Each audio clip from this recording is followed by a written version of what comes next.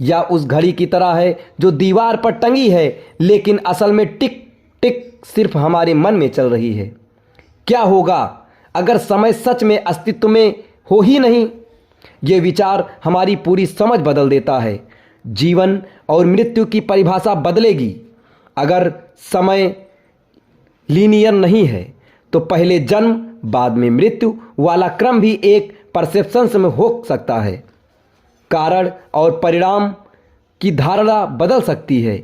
हम मानते हैं कि ए हुआ इसलिए बी हुआ, लेकिन अगर समय स्थिर नहीं तो यह रिलेशन भी अलग तरीके से काम कर सकता है।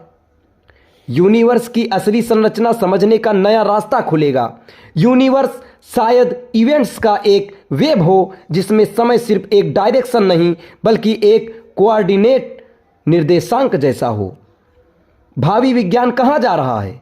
वैज्ञानिक का ध्यान अब इस बात पर है कि क्या समय वास्तव में एक फंडामेंटल चीज है, फिर यह तापमान और दबाव की तरह एक उभरती हुई प्रॉपर्टी है जो कुछ कंडीशंस पर ही दिखती है। कई शोध या संकेत दे रहे हैं कि समय शायद मूलभूत नहीं है, और यदि ऐसा है तो हमारी पूरी physics, big bang theory, black hole, quantum दुनिया, इसकी सबकी व्याख्या नए तरीके से करनी पड़ सकती है। इन सब का निष्कर्ष है क्या? समय शायद है या शायद नहीं है। हम जो समय कहते हैं वह शायद सिर्फ हमारा अनुभव हो, एक इल्यूशंस, एक परसेप्शंस, या केवल परिवर्तन मापने का तरीका।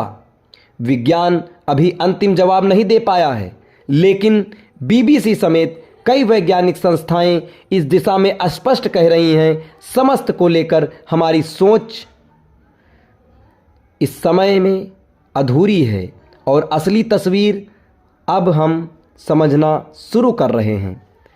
देखते हैं आगे होता है क्या क्या।